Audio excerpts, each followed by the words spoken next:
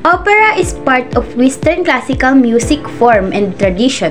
The opera is an art and musical form in which singers and musicians perform dramatic work combining text and musical score, usually in an elaborate theatrical setting. The emergence of the Filipino opera started during the mid-1900s, while the dance form known as a ballet has been used to interpret stories of all kinds. It does so by allowing the character to come alive, not in spoken dialogue but in pantomime. Original Filipino ballets vividly present folk tales and local fables, such as beloved story of Lola Basha. Philippine opera. The opera is an art and musical form in which singers and musicians perform dramatic work combining a musical score, usually in an elaborate theatrical setting. It incorporates many of the elements of spoken theater, such as acting, scenery, costumes, and sometimes dance. The performance is typically done in an opera house, cultural center, theater, or auditorium. It is accompanied by an orchestra or smaller musical ensemble, and the dialogue is entirely sung, not spoken. The emergence of the Filipino opera started during the middle part of 19th century. Spanish zarzuela performers came to the country to perform the enthusiastic audiences.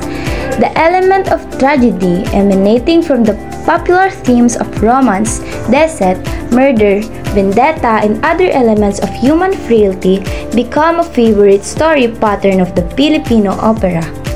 Local theaters and early Philippine operas. Local theaters including the Teatro Zorilla or Zorilla Teatre, also known as Adulaang Zorilla sa Maynila, was a prominent theatre in the Philippines. Principe Alfonso, Variedades, Quiapo, and Tondo theaters were the choice venue for the mainly Italian operas that came to the country.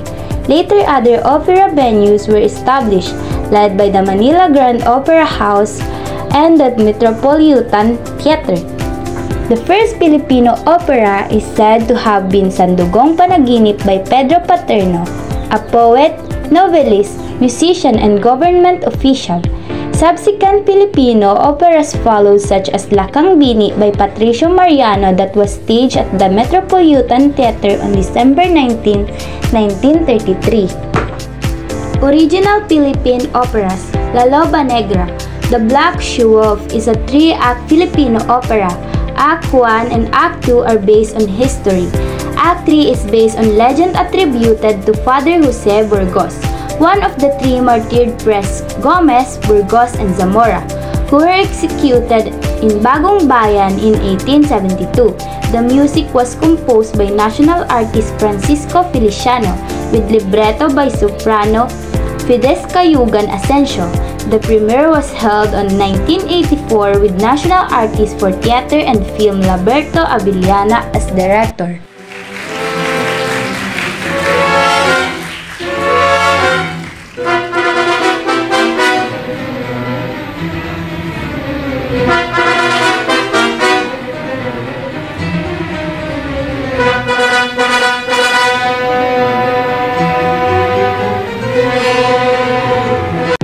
Nole Me Tangere, the three-act opera composed by national artist Felipe Padilla de Leon, libretto by national artist Guillermo Tolentino.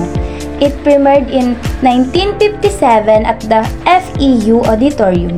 The cast included Juanita Javier Torres as Maria Clara, Don David as Ibarra, Fides Cayugan Asensio as Sisa, Milo Cristobal as Padre Damaso, and Morley Daram as the director.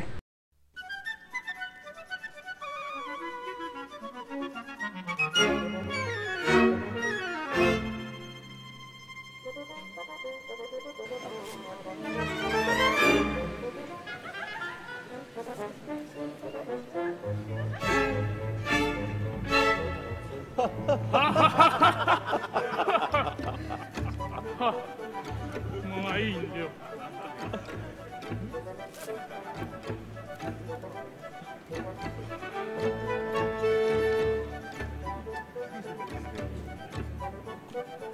Il filibusterismo. Il Filibusterismo was also composed by national artist Felipe Padilla de Leon in 3 acts, with libretto in Filipino by Anthony Morley. It was staged at the Cultural Center of the Philippines in 1970. The cast included Fides Cayugan Asensio as Paulita, Constancio Bernardo as Simon, and Irma Potenciano as Julie.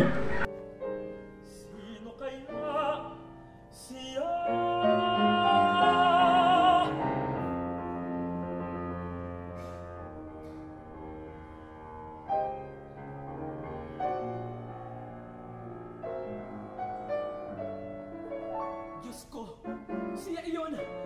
Ang mahiwagang tao'y siya rin si Simon! Ang mag-aalaha. Philippine ballets. Original Filipino ballets vividly present folktales based on local fables and epics from neighboring regions.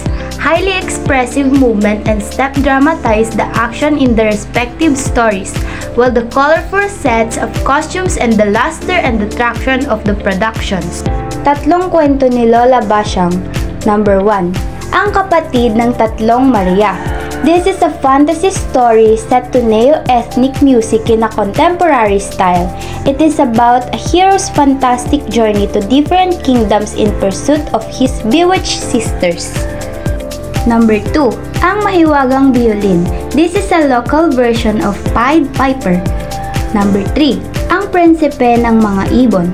This is a love story where a princess falls in love with a bird. The second episode, tatlo pang kwento ni Lola Basyang. Number 1. Ang palasyo ng mga duwende. This is a romantic adventure about a heroine named Yani whose heart is beautiful as her appearance. Number 2. Anting Anting. This is a horror comedy in which a cowardly hero Juan tries to overcome his fears in order to win his love. Number 3. 12 masasayang prinsesa. This is a romantic fantasy about 12 daughters of the king. These 12 princesses secretly leave their bedroom at night to travel to an enchanted land and dance with the prince. Ramahari, translated as King Rama, is the Philippine adaptation of the Indian epic Ramayana set music, dance and drama.